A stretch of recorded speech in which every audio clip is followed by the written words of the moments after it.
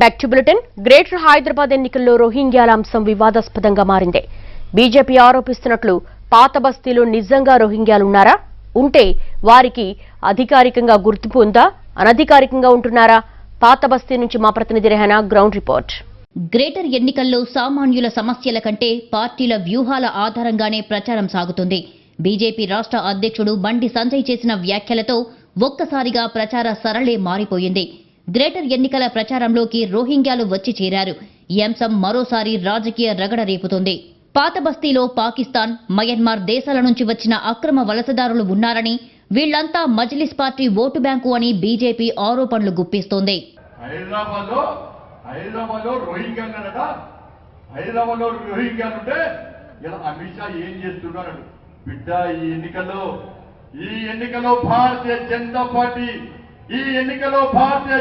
Party mayor అభ్యర్థిగా గెలిచిన తర్వాత బిడ్డ నీ పాత బస్తీ మీద సర్జికల్ స్ట్రైక్ చేయాలా? ఈ రోహింగ్యాలను, ఈ పాకిస్తాన్ నా కొడుకులను తరిమి కొట్టే బాధ్యత భారతీయ జనతా పార్టీ తీసుకుంటుంది. దీంతో ఓవైసీ బ్రదర్స్ కూడా కౌంటర్ ఎటాక్ దిగారు. దేశంలోకి ఇతర దేశాల నుంచి అక్రమంగా చొరబడుతుంటే కేంద్ర నిఘా సంస్థలు ఏం చేస్తున్నాయని ప్రతిదాడి చేస్తున్నారు. 24 గంటల్లో అక్రమ వలసదారులు ఎక్కడున్నారో చూపించాలని మజ్లిస్ నేత అసద్ హోంమంత్రి అమిత్ షాకు సవాల్ విసిరారు. इलेक्ट्रोल लिस्ट क्या अहमद बलाला अपने दफ्तर में बनाए? बल्दिया में इलेक्ट्रोल लिस्ट हम बनाते हैं। अरे 40,000 अगर है बीजेपी वालों, तुम ईमानदार हो तो कल शाम तक 1000 नाम बताओ रोहिंग्या के, बताओ, मैं भी देखना चाह रहा हूं, मगर नफरत पैदा करना इनका मकसद है. అసలు గ్రేటర్ ఎన్నికల్లో రోహింగ్యాల ప్రస్తావన ఎందుకు వచ్చింది? ఇంతకీ హైదరాబాద్ పాత బస్తీలో రోహింగ్యాలు నిజంగా ఉన్నారా? ఉంటే అధికారికంగా వచ్చారా? అనధికారికంగా ఉంటున్నారా? ఈ ప్రశ్నలు కీలక చర్చకు దారి తీస్తున్నాయి. మరోసారి రోహింగ్యాల అంశం తెర మీదకు వచ్చింది. జీహెచ్ఎంసీ ఎన్నికల నేపథ్యంలో హైదరాబాద్ పాత బస్తీలో రోహింగ్యాలు, పాకిస్తానీలు ఇక్కడ షెల్టర్ ఇస్తుంది టీఆర్ఎస్, ఎంఐఎం. వీళ్ళ పాత బస్తీ మీద సర్జికల్ స్ట్రైక్ చేయాలని బీజేపీ నేతలు ఆరోపణలు గుప్పిస్తా ఉంటే, అటువైపు ఎంఐఎం మాత్రం రోహింగ్యాలు అక్రమంగా భారతదేశంలోకి అడుగు పెడుతుంటే కేంద్ర నిఘా వర్గాలు నిద్రపోతున్నాయా అని తిరిగి కౌంటర్ అటాక్ చేస్తా ఉన్నారు. ప్రస్తుతం మనం పాత బస్తీలోని బాలానగర్, బాలాపూర్ ప్రాంతంలో ఉన్నాము. ఇక్కడ రోహింగ్యాస్ మనం చూసుకుంటున్నట్లయితే యుఎన్ఓ వీళ్ళకి గుర్తింపు కార్డులు ఇచ్చిన షెల్టర్స్, అంటే ఆశ్రమం, అధికారికంగా ఆశ్రమం పొందిన రోహింగ్యాలు ఇప్పుడు మనం చూస్తున్న షెల్టర్ లో ఉన్నాము. ఈ ప్రాంతం అంతా కూడా అంటే పాత బస్తీకి సంబంధించి బాలాపూర్, అదేవిధంగా బార్కాస్, ఈ కొన్ని సెగ్మెంట్స్ లో రోహింగ్యాలు ఎక్కువగా ఉంటారు. ఇక్కడ దాదాపు హైదరాబాద్ లో మనం చూసుకున్నట్లయితే 5,000 నుంచి 6,000 వరకు రోహింగ్యాలు అధికారికంగా ఉన్నట్లు, అధికారిక గుర్తింపు కార్డులతో ఉన్నట్టుగా అధికార వర్గాలు చెప్తా ఉన్నాయి. అయితే అనధికారికంగా ఎంతమంది ఉన్నారు, వీళ్ల వల్ల తలెత్తే సమస్యలు ఏంటనేది ప్రస్తుతం బీజేపీ ఎక్కువగా లేవనెత్తుతున్న అంశం. అసలు మిగతా ప్రాంతాలకు కూడా వెళ్దాం. రోహింగ్యాలు ఎక్కడ వాళ్ళ నివాసం ఏ రకంగా ఉంది, అదేవిధంగా వాళ్ళు అనధికారికంగా ఉన్నారా, అధికారికంగా ఉన్నారా అనేది తెలుసుకునే ప్రయత్నం చేద్దాం. రోహింగ్యాలు ప్రధానంగా మయన్మార్ దేశంలోని రఖైన్ రాష్ట్రానికి చెందినవారు. వీళ్లను ఆ దేశం తమ పౌరులుగా గుర్తించటం లేదు.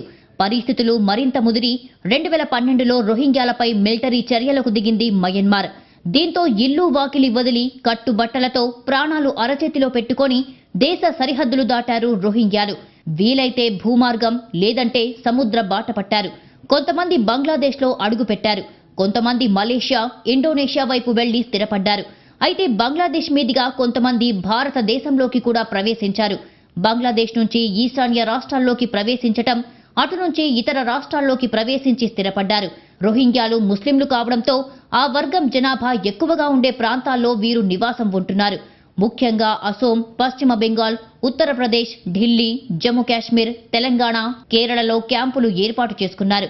क्या आप लोग रोहिंग्या है? हाँ रोहिंग्या जी। हाँ, कब से रह रहे हैं इधर? यहाँ रहते 2 साल हो रहा है, 2 साल से रह रहे हैं। हैदराबाद क्यों आए थे आप लोग? हम लोग आए थे, हमारे देश में लड़ाई चल रहा है बोल के यहाँ आ गए सब। कुछ यहाँ है, कुछ दिल्ली में है, कुछ जम्मू में है, कुछ मेवात में है। हम लोग मिलजुल कर रहता हूँ, क्या करेंगे, कहाँ रहेंगे बोल के यहाँ रह रहे हैं। और रहने के लिए जगह भी है नहीं है, फिर यहाँ पे किराया पे रह रहा है। 1500 रुपये एक फैमिली का किराया देकर रह रहा हूँ। तो आपके पास यूनो का कार्ड है? यूनो सर का कार्ड है। किधर से आए हो? हम बर्मा से आया हूँ, रोहिंग्या मुस्लिम में। हम भी यहाँ रहता हूँ बाजू में, ये काम करके खाता हूँ हम लोग। तो आपके पास क्या क्या कार्ड्स हैं? वोट कार्ड है, वो अब इसका वो कार्ड दिया ना, वोट कार्ड और कुछ भी नहीं है। మయన్మార్ నుంచి వచ్చిన రోహింగ్యా శరణార్థుల కోసం ఐక్యరాజ్య సమితి పాత బస్తీలో ప్రత్యేకంగా క్యాంపును ఏర్పాటు చేసింది. వీరికి ఐక్యరాజ్య సమితి శరణార్థి గుర్తింపు కార్డులను కూడా ఇచ్చింది. ఈ కార్డుపై వారి వివరాలతో పాటు గుర్తింపు కార్డు జారీ చేసిన తేదీ, ఎంతవరకు అనుమతి ఉంది అనే వివరాలు పొందుపర్చి ఉంటాయి. నిర్ధారిత తేదీ తర్వాత కూడా ఇక్కడే కొనసాగితే అప్పుడు అక్రమంగా నివసిస్తున్నట్లు లెక్క. అయితే ముగింపు తేదీ కంటే ముందే రెన్యువల్కు దరఖాస్తు చేసుకొని తిరిగి మరికొంత కాలానికి అనుమతి సంపాదిస్తుంటారు. పాత బస్తీలోని బాలాపూర్, రాయల్ కాలనీలో వీళ్లు ఎక్కువగా ఉన్నారు. క్యాంపుల్లో కొంతమంది ఉంటే అక్కడ కాకుండా పాత బస్తీలోని ఇతర ప్రాంతాల్లో అద్దెకు ఉంటున్నారు. వీరంతా రోజు కూలీలు చేసుకునేవారే. హైదరాబాద్లో అధికారికంగా 5 నుంచి 6 వేల మంది రోహింగ్యాలు ఉన్నారని అంచనా. రోహింగ్యాలు ఇక్కడికి వచ్చి ముందు భారతదేశంలోకి ప్రస్తుతం హైదరాబాద్ లో కొన్ని సెగ్మెంట్స్ లో మనం చూసుకున్నట్లయితే ఐక్యరాజ్య సమితి అనుమతితోటి రోహింగ్యాలు కొంతమంది ఉంటారు, అయితే కొంతమంది అనధికారికంగా కూడా ఉంటారు. అయితే ప్రస్తుతం అంతా కొంతమంది రోహింగ్యా మహిళలు ఉన్నారు, వాళ్ళతో మాట్లాడదాం. आप लोग म्यांमार से क्यों बाहर का है, भारत देश में कब निकले आए थे? वहाँ से मारा मांग में मेरे को काट दिया, मेरे मम्मी काट दिया, पापा काट दिया, इसलिए आया। कितने साल हुआ इंडिया के? यहाँ से 10 साल हुआ। हैदराबाद आके? हैदराबाद से 1 साल हुआ। 1 साल हुआ। हाँ, तो क्या तकलीफें हैं आप लोगों के यहाँ पर? यहाँ से हम लोग का तकलीफ कोई भी नहीं। तकलीफ कोई भी नहीं है। हाँ, तो आप लोगों को ये यूनो को कार्ड वगैरह दिया गया आपको? ये दे दिया। कब तक का है कार्ड? कब हमारे यहाँ से आया तो दिल्ली रहते हैं ना, वहाँ से 3 महीने का कार्ड दिया। नहीं, ये रहने का घर कौन दिया आपको? यहाँ तो मुकंदर का 12 लिया। किराए वगैरह मानते हैं? कितना मानते? 10,000 लेता।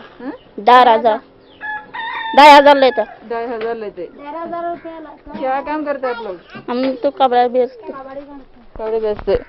అచ్చా, సో ఇక్కడ చూసుకున్నట్లయితే వీళ్ళు కొన్ని చోట్ల మనం చూసిన ఒక సెగ్మెంట్ లో ఎక్కడైతే యుఎన్ఓ ఐక్యరాజ్య సమితికి సంబంధించిన షెల్టర్స్ ఉంటే కొన్ని చోట్ల మాత్రం పాత బస్తీలు చాలా వరకు ఇలాగా బయట వాళ్ళ దగ్గర అద్దెకు తీసుకునో లేకపోతే ఇతర ఆక్యుపై చేసుకునో నివాసాలు ఉంటున్న వాళ్ళు కూడా పెద్ద ఎత్తున మనకు కనిపిస్తారు. వీళ్ళందరూ కూడా డైలీ లేబరర్స్ గా ఇప్పుడు మనం చూసుకుంటున్నట్లయితే చెత్త సేకరించి బతకడం, అదేవిధంగా ఇతర దినసరి కూలీలు, రియల్ ఎస్టేట్ కి సంబంధించి కన్స్ట్రక్షన్ వర్క్, ఇలా అనేక పనులు వీళ్ళు ఇక్కడ ఎంగేజ్ అయి ఉన్నారు. అయితే తాజాగా ఎన్నికల నేపథ్యంలో చూసుకున్నట్లయితే కొంతమంది రోహింగ్యాస్ అక్రమంగా ఓటర్ ఐడీలు కూడా సంపాదించారనేది తాజాగా కనిపిస్తున్న వివాదం. మరి ఇలా గుర్తింపు కార్డులు, భారతదేశానికి సంబంధించిన గుర్తింపు కార్డులు పొందడం అనేది ఇక్కడ చాలా కీలకమైన అంశం. అందుకే ఇది ప్రస్తుత ఎన్నికల్లో వివాదాస్పదంగా మారుతోంది. రోహింగ్యాల వల్ల తమకు ఇబ్బంది ఏమీ లేదని, ఎన్నికల కోసమే పార్టీలు రోహింగ్యాల అంశాన్ని వాడుకుంటున్నాయని అంటున్నారు స్థానికులు. గ్రేటర్ యుద్ధంలో రోహింగ్యాలు ప్రచారాస్త్రమైనప్పటికీ వారికసలు దీనిపై అవగాహనే లేదు. తమ పేరుతో జరుగుతున్న రాజకీయ క్రీడ ఆలోచించే పరిస్థితుల్లో వారు లేరు. ఐక్యరాజ్య సమితి ఇచ్చిన గుర్తింపు కార్డు ఎప్పుడు వాళ్ళ పర్మిషన్ ఇస్తారు, ఎక్స్పైరీ టైం కూడా ఉంటుంది. ఆ తర్వాత రెన్యువల్ చేయించుకోవాల్సిన అవసరం ఉంటుంది అధికారికంగా. మళ్ళీ కనుక ప్రభుత్వ యుఎన్ఓ కనుక రెన్యువల్ చేస్తే మరికొంతకాలం ఇక్కడ ఉండడానికి, అప్పటి వరకు మాత్రమే ఇక్కడ ఉండే అనుమతి ఉంటుంది. అది అనధికారికంగా ఉన్న వాళ్ళకి సంబంధించి శాంతి భద్రతల కోణంలో చాలా ఆందోళన వ్యక్తమవుతున్నాయి. అయితే తాజా ఎన్నికల్లో మాత్రం ఇది చాలా కీలకమైన అంశం అయ్యింది. కెమెరా పర్సన్ సంతోష్తో రెహానా ఎన్టీవీ, ఓల్డ్ సిటీ నుంచి.